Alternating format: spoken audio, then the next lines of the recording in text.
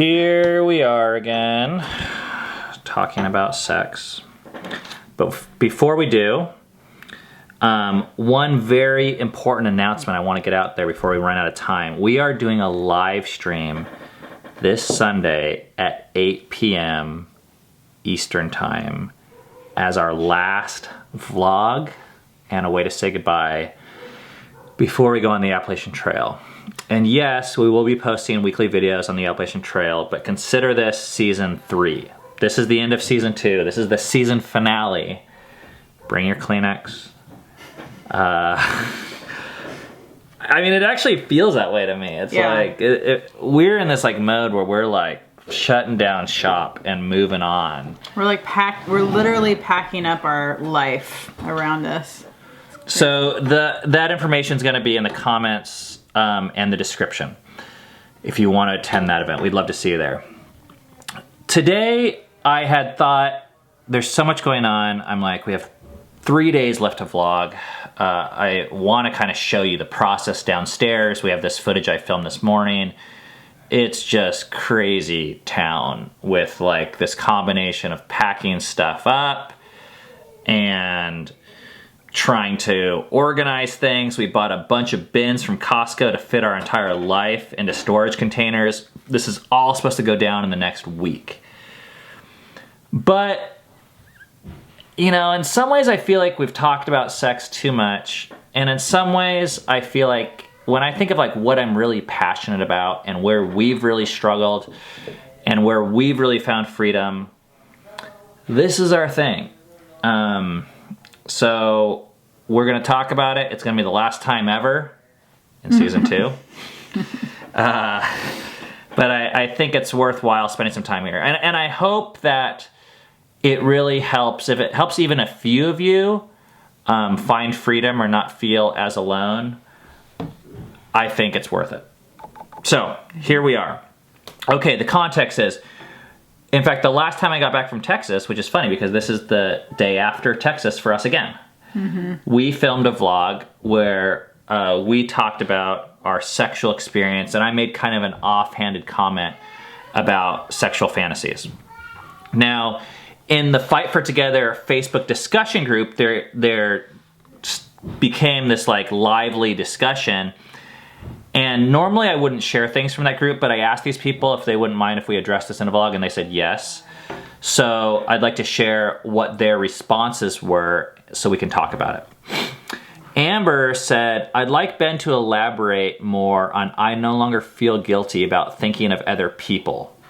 This is like, if I was to think about someone else during sex besides Cammie, that used to make me feel super guilty, and now it doesn't. And Heather said, I'd like to hear Cammie say why it doesn't bother her. And then Amber said, me too, that would crush me. And Heather said, if I could learn one thing from the Crawfords, it would be to have Cammie teach me how not to give a damn. That would solve all my problems. I've wanted to ask her that so many times, but it sounds accusatory and I'd probably be totally unable to take her advice. I'm almost positive it would require me to completely change my values or just exist in some sort of cognitive dissonance. But I do envy her peace a lot.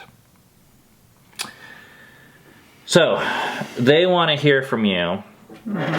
If we're having sex and I think of another girl, how do you feel about that?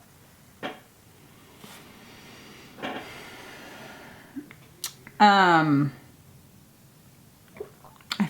think I have two answers, kind of, because I think initially, if Ben said I was thinking of like a specific person that I know, like that would be way more challenging for me to be like, I think I would feel more threatened at that point because it would be less of a fantasy and more of a reality. I mean, it's still a fantasy, but we know that person. But more often it's just him saying, I was thinking about this scenario, whether it be, I don't even know, like, could be, it could be porn, it could be me, it could be just something he saw from a movie. And I think for me, I realize I have those same thoughts, and our minds don't just shut down when we have sex with our partner. I don't think that's a very reasonable thing to expect of Ben or him to expect of me. But I do think, I do believe and know that Ben's heart and his commitment and his like who he actually wants to go home with is me. Like, I know that. If I didn't know that, then I think Fantasies would be a lot more threatening to me. I can see how that would be the case. I also think... But maybe then the problem is that you don't know that or believe that. If I am feeling threatened? Yeah, because then it seems like maybe a lot of things would actually... It's like symptomatic, you know, so you might blame the porn or the fantasy, or if I show up 15 minutes late. Yeah. I don't want to interrupt, but I think that's... Yeah, which could either mean we have major trust issues in our marriage, or it can mean I'm like really insecure. And I have issues in myself, or it could be a mix of both. But instead of like labeling Ben as like, how you monster, you pervert, like how could you do this type of thing, I understand it. Like, I understand how people think about things. I mean, we go through life with so many different things that we experience and things that we see, and whether it be in real life or not real life. And it's part of being human, I think, to have thoughts and to have, you know, emotions connected to those thoughts. I think actually our counselor said this really well to us when we came to him with guilty feelings of having sexual fantasies. He said, if when I go into Starbucks and I see an attractive woman, I take in her attraction, which to me means he acknowledges it. Oh, I'm attracted to her. She's beautiful. And then he walks away and leaves that whole feeling there. But he doesn't deny that he has those attractions and those feelings and even those desires. But what some of these people are saying is, what then if he or if I am having sex with you and then I'm thinking about that chick from Starbucks? Mm-hmm. And I mean, you said this line, you said like, well, we're all human, but I think there's another angle that's like, oh, marriage is worth fighting for. Yeah. Didn't we agree to love each other only and never fantasize about anyone else in our wedding vows, or, you know? Mm-hmm. And I think what people are feeling is like, oh, if I'm thinking about this chick from Starbucks while we're having sex, mm-hmm. how does that make you feel? Mm-hmm.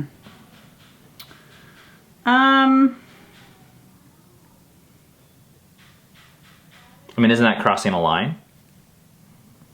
And I mean, I'm like asking what I think they're asking. I mean, there's so many layers here, because I don't know, like if you're thinking about this person at Starbucks, like,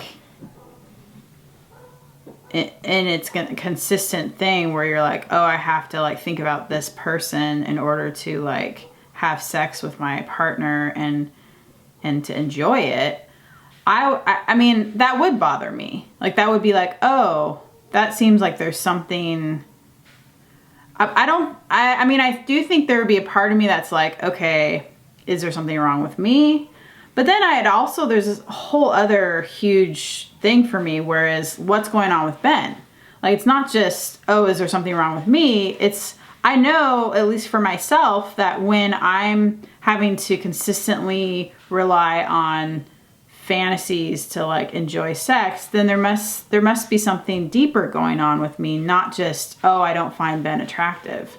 I know that. So I do think it would be initially challenging for me to kind of almost get over myself and have to work through, oh, you know, why doesn't he find me more attractive than this other person? But then I know there's always deeper things there than just, oh, I find this person more attractive than you. And maybe it's not that at all. And this is where I feel like there can be a real simplicity about porn and sex and fantasies and things like that, where we just toss it all in this bucket of just almost like either unfaithfulness or sexual sin. And sometimes it may be, depending on your definition. Like, I'm fully willing to acknowledge that. But I think sometimes it's a little bit more nuanced. You know, that would be like saying, oh, you're eating cupcakes right now at 11 p.m., like sneaking downstairs. You must be really hungry. Mm-hmm. Well, we eat for a lot of reasons. You know, sometimes we're hungry. Sometimes we're trying to escape. Sometimes there's a lot of pain. Sometimes the cupcakes will like take us to this childhood place, or, you know, it's a memory, nostalgia thing. And sometimes we're hungry. Mm-hmm. And I think sex is just as complicated, especially sexual like mentality, where like, you know, and I want to be clear here, I am not justifying, the purpose of this video is not to justify fantasy or to justify porn. I'm not saying it's good, I'm not recommending it, not saying you should do it, I'm not explaining why it's okay. All I'm saying is, regardless of whether you consider it a sin or healthy for a relationship or not, it's multifaceted. And I know in my experience with porn and talking to hundreds, possibly thousands of guys over the last 8 years that use porn, it is not about you most of the time. Yeah. I mean, it is about people being abused, people being scared, people not knowing how to cope with life. Now, I'm not saying that... Or people just being dependent on certain things to kind of help them. Yeah. And they're just dependent. Now, you might be a victim, as are other people in my life, but to just look at it like, oh, this is just a sexual thing always, I think we're selling ourselves short on how complicated we are. Mm-hmm. So, like, just to complete the picture using this analogy, and this hasn't really happened with a Starbucks thing per se, but so I'm thinking about this Starbucks lady. Well, I don't really want to be with the Starbucks lady. Maybe we got in a fight, and I just really can't really handle giving you my all 100% emotionally while having sex. Mm-hmm. Now, someone might say, well, you shouldn't have sex then. You know, you should wait till both people are at 100%. Mm-hmm. But in our experience, that's not our sex life, is where both people are. That doesn't happen very often. You know, we have sex, and you look at you, and you're thinking about how dirty the counters are downstairs, and like, oh, are we going to be doing... fantasizing about clean counters. We're going to be doing diapers on the AT, or something like that. And it's not another man, so I think it feels... that used to be really threatening to me, though, because I wanted to be Cammie's everything. Mm-hmm. I was like, why aren't you, like, making love to me with your heart and your eyes and only thinking about me right now? Mm-hmm. And on the flip side, I know for me, I don't fantasize about diapers or clean counters. My scenarios are more sexual or personal or involve other humans. Mm-hmm. But that brings up another good point, in that I think there's a naivety that comes into marriage. I know I came into marriage with this, and that is, it's an immaturity too, of thinking that it would be a good idea for me to be everything to Ben and for him to be everything for me, and this included sexuality. And I realized that I've come to realize after 17 years of marriage, I don't want to be that for him. And I don't want him to be that for me, because it doesn't, and I'm not talking about like extramarital affairs, but I am talking about that it's not it doesn't work. I just know it doesn't work, and it actually can harm a marriage when you consistently have that. If your belief. goal is to meet all my needs. Yeah. And if my goal is to try and meet all of your needs. Right. Like, we're trying to fill vacuums and holes that humans... In fact, I think it like, and when I have that mentality, it actually drives him away from me, and vice versa. Like, instead of, I mean, you would think it wouldn't, but it's like when you try to like really control something and you try to be kind of a mini god to someone, you end up driving them more away from you. Yeah, I think that's one of the conclusions I came to recently, which is like, you know, no person has the right to demand to be in someone else's mind. You know, I wrote this, you don't have the right to push yourself into someone else's mind. You know, and in my earlier years of marriage, like the first decade really, I did that with you, and not in the typical like dating way. Like, I feel like both these people are female and they're saying, I want to be in your mind during sex. But I had it in other ways. Like, I felt like, oh, you know, when you would watch TV shows without me, I would almost like get jealous and be like, no, we're doing that together. And I think eventually... Or not at all. Yeah, or not at all. And I think I came to a piece that was like, you know what, Cammie, we agreed to do this thing together. You know, we agreed to do life together and fulfill our marital commitments together and have babies and have sex. But we didn't agree to do it in a specific way. Like, has to be your way, has to be my way. Or in an absolute way. You know, I don't take full ownership of you. I mean, there is like this mystery where I think two become one, and I don't fully know what that means. But it doesn't mean I own every single thing about you, and you don't own every single thing about me. Yeah. So, yeah, and I found that when I was making it my job to try and push myself into your mind, I felt like I was pushing you away. And I felt like, you know, not only that, like, we can talk about this a little bit theologically. I don't feel like God does that to us. If he wants to win us, you know, I think about the entire Star Wars saga. Like, the worst thing that ever happened, the worst abuse of Jedi power, especially from the good side, was when Obi-Wan Kenobi said, these aren't the droids you're looking for. And he like got into their minds and changed their minds. You know, God doesn't do that with us. He doesn't say, I'm the God you're looking for. And we're like, oh, I want God.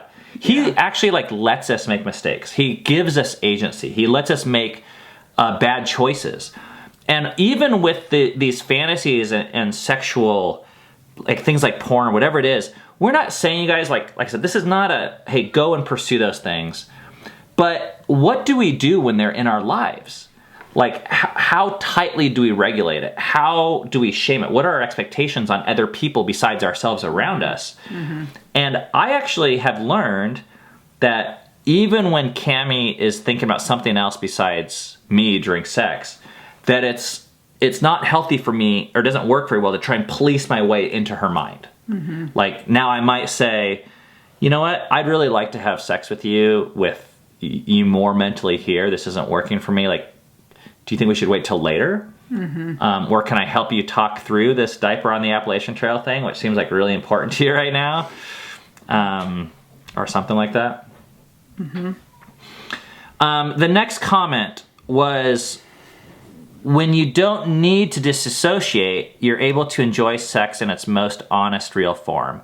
And then everyone has a better time and feels so high on it that they vlog about it. Unfortunately, having been accustomed to believing I was having this, I now only want this kind of sex. When you don't disassociate, you're not using somebody. And that's always the nice thing to do. How do you come to terms with knowing that you're not just a warm body placeholder for what they really want? Every woman wants to be desired by her husband, and I don't know how to just get over that unrealistic expectation that he would see me and treat me like a human. I think what Heather is saying is, if I'm thinking about Starbucks girl while I'm having sex with you, I'm just using you. And that sucks, and it's better for that not to happen, is I think what she's saying. If this was Ben, I think I would want to know what's really going on with him. Because, I mean, I think that this was a lot of our first, like 8 years of sex where we were both, but I didn't see it as like, as I look at it now, I don't see it as, oh, Ben wanted some other chick over me that whole time. It was all he could do. Like, he didn't know another way to actually connect with me emotionally. And then I had my whole list of issues and why I couldn't fully connect with him. And we were both disassociating. It wasn't just him. And so I think if I were to talk to someone now, I'd say, okay, why do you feel the need to disassociate yourself from this experience? Like, what is really going on underneath? Let's not just attack the symptom of what you're what you're going to when you're disassociating. Let's find out the reason why it's happening. Which we've spent. Because I think I do believe it sucks to settle for sex like this. I get that. And I think it's important to like find counseling and work through this stuff. And if I could have done that earlier in our marriage, I would have. So I don't think it's ideal to disassociate when you're having sex, but I do think that it happens. I think it happens all the time because we're human, and that's one of those things about being human. Now, do I think it can get better and you disassociate less, or you communicate more when that's happening and there's intimacy there? Yes, definitely. I think that can happen. And it's frustrating because the reason why we make these vlogs and actually keep on harping on this topic isn't because they were like, oh yeah, you guys should settle and just get used to porn. It's actually the opposite. We're like, no, don't settle and get used to porn. Don't settle and get used to any type of lame sex. But actually, let's start to dig at what's actually behind these things so that we can get the deep and real solutions. Because a husband stopping looking at porn, a lot of times everyone's like, whoa, woohoo, that's the win. We did it. We're healthy. And then you have some like, either non-existent or boring sex life for the next 20 years. Like, is that really a win that someone doesn't look at porn? I feel like that's like kind of what marriage has become. Like, we're winning because we like didn't get a divorce.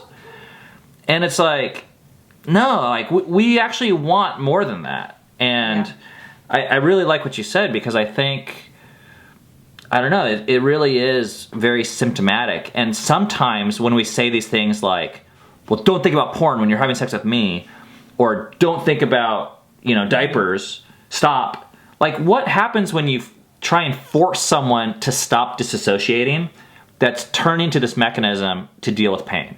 Mm-hmm. Well, it goes underground. Like, it actually gets worse. And then there's shame that gets put on top of it. And it actually compounds it again and makes it worse. So it actually does not get better. So my problem with the previous thing isn't that I think porn is good. It's actually that porn it's like information, and I think we can use it before we shut it down. And I've never actually seen it successfully shut down that way either, long term. Yeah. The next comment is, Amber says, I feel the same way. I do wish I didn't care, but I do. While I do believe it's okay to find someone attractive without sin, I'm not going to be your port to visualize said attraction while you're getting your jollies off. I'm also okay with fantasies, but I'm the star of that show. The actress, if you will. This is a tricky one, because one thing that I'm like a little bit leery of, and then I think we should just be careful about, is this like black or white viewpoint that either you're thinking about me or you're thinking about someone else. Yeah. It's just usually not that clear or simple to me. I mean, if you have sex once or twice or 3 times a week for 5 minutes to half an hour, over the course of a lifetime, you're spending hours and hours and hours. And, maybe your entire time is really just thinking about that person. Like, maybe that's what that is. But, I mean, Cammie and I are having conversations at pizza places and our minds wander. And that's like, it's just not a black or white thing. Now, what I do agree with that Amber stated and that we have is, I would like more of that. I want to give more of myself to Cammie. And I would like her to give more of herself to me. Mm-hmm. And when I look at where we've come from in the last 15 years, I am actually ecstatic with the progress that we've made. from where we've come from. Yeah. But oftentimes that's not celebrated in the Christian community. What's celebrated is, do you look at porn or not? And if the answer is no, then you're like, you're in. Or do you have sexual fantasies or not? Yeah. And if the answer is yes, then it's like, well, you're out. Never forget like what you were doing the day before, the previous year, how much progress you've made. And I feel like these things, you know, on this side of deity and heaven, where we're all very fallen, I think it's best to set some of these things out as goals. Now, what I'm not saying, and I actually do think there's a distinction between adultery, which is actually having sex with someone else, which involves some degree of physical contact, and fantasy life or even porn. I'm sure there's some overlap also, but in some ways, like one gets someone pregnant, one does not. So I do believe there are firm boundaries also. But if we were to say, like, to your spouse, you know, it's one thing to say, hey, if you sleep with another guy, I'm going to leave. But then when we start going like, oh, if you think of another guy, I'm going to leave. Or if you think of another guy during sex, we're not going to have sex anymore. Now, I think we have the right to say that as humans. Like, you don't have to subject yourself to that, and you can make that decision. But I would ask what your goal really is. Like, do you want the person to change? In which case, that's like basically like forcing or manipulative behavior. You know, I'm not going to give you this unless you that. And that's okay. Or it'll cause the person to hide things and not really change. Could it actually make them change long term? Maybe. I just don't see it as a biblical model for like how real lasting heart change happens. Yeah, well, and I would say, because I know as a woman, like, there's times during sex where I visualize things, and so then it's like, I know that I don't have, if I'm having those issues or having those same things going on, then I expect that Ben would too. So I would like, I don't know, I'd either say someone's in denial or maybe not, maybe there are people that don't actually ever think about something else during sex. But I kind of think like that's a part of being human. Well, I think it's the hardest thing we ever do if we're going to do it well. I mean, yeah, if you think about like what true like intimacy, sexual intimacy is, like it's a really hard thing to do. Like to do well. To do well, yeah. That's what I mean, like to actually have intimacy emotionally. And to present yourself naked, really, emotionally, spiritually, to be in the act of possible reproduction. I mean, I do think it's an amazing thing. Yeah.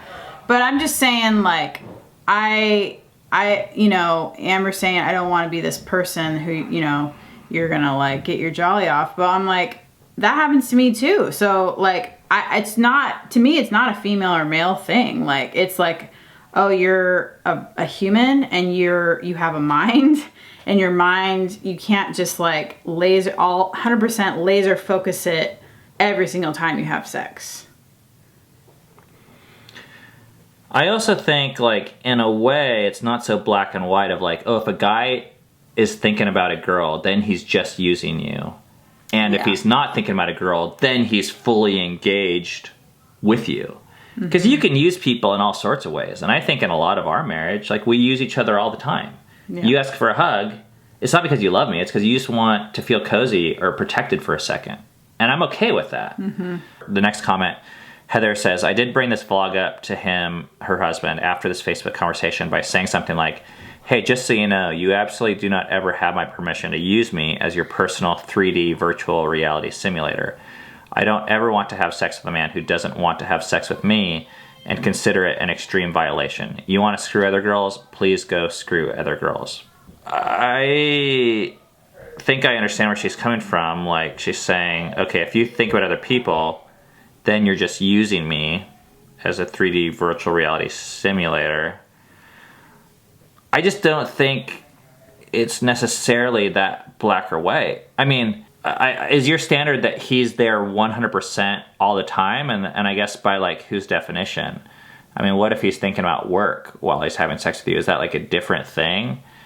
And then to say, I don't ever want to have sex with a man who doesn't want to have sex with me.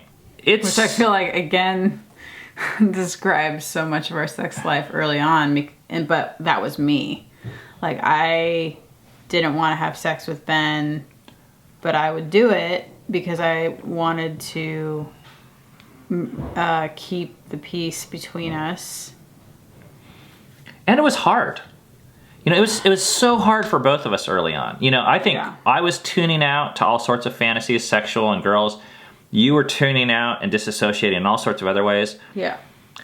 But our standard for sex wasn't that we had to be 100% there every time. Which I do think that's a great thing to shoot for. A goal. It's wonderful. Yeah. But if we would have had that as a goal, if my prerequisite for you is you're not going to zone out ever, and I'm going to be, we wouldn't have, And I don't think that's, like I said, you can do whatever you want. I mean, you guys can say, I'm only having sex on Mondays. I'm only having sex one day a month. You know, I'm never having sex. Like, I think we have the right in certain ways, as long as it doesn't violate what you agreed to. You know, maybe never having sex is extreme. But I'm all for, like, agency, as long as both people kind of agree to it. But if someone's going to actually demand this, I would say, okay, you're not going to have much sex. And this type of demand, it might meet your needs, but it generally doesn't help change people. That's what I've seen in our experience.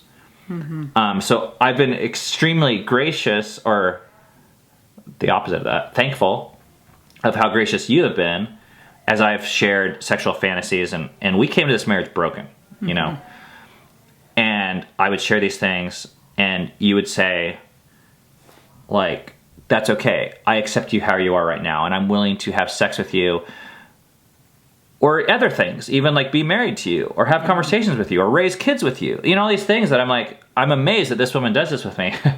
But then again, I'm like, well, you know, I do it with her too, and we're just like two broken people moving forward.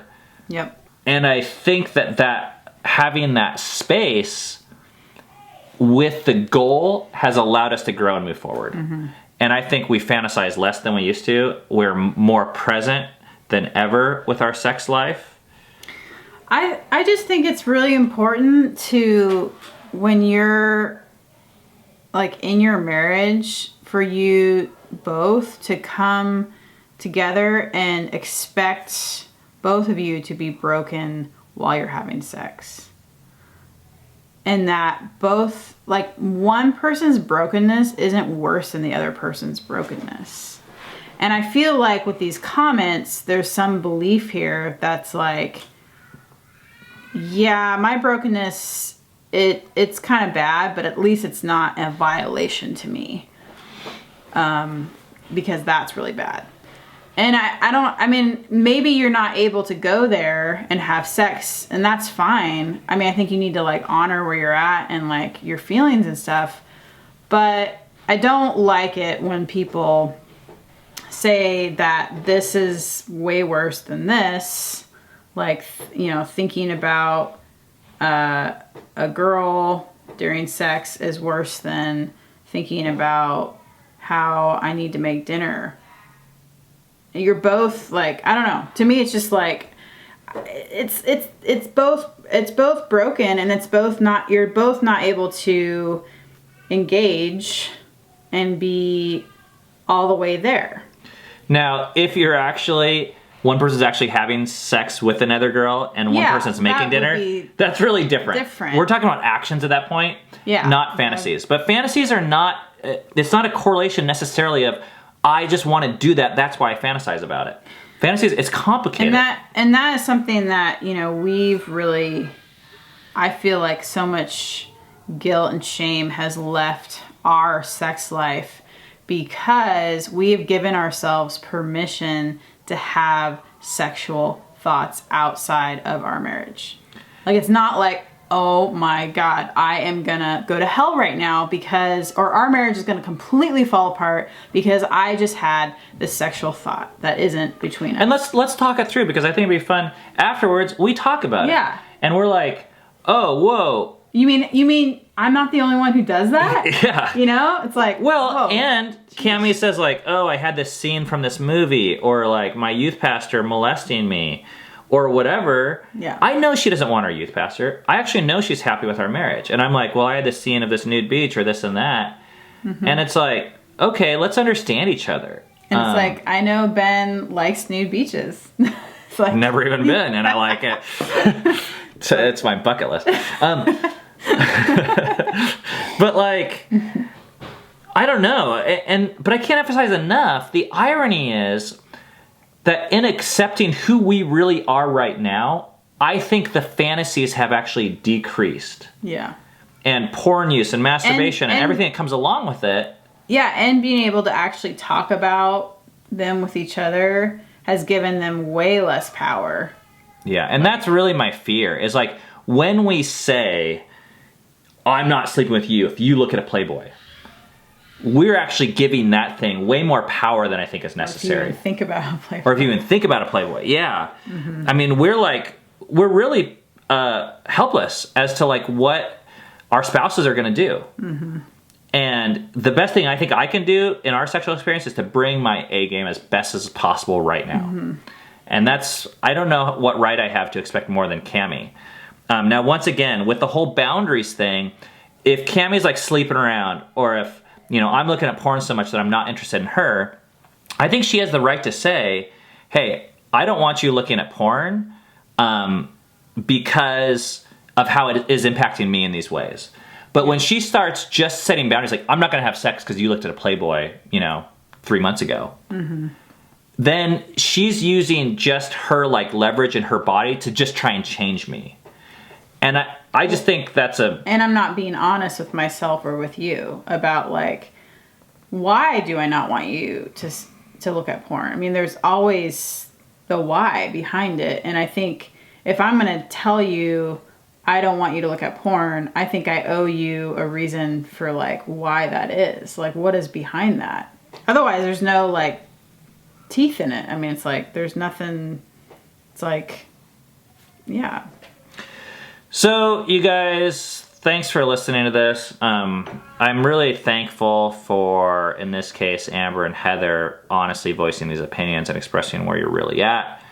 We're not trying to change anyone's mind in terms of saying what you should do or not, but we've just found that this way of viewing our sexuality, and it really just the stuff that goes on in our mind, has been more helpful for us. Mm-hmm.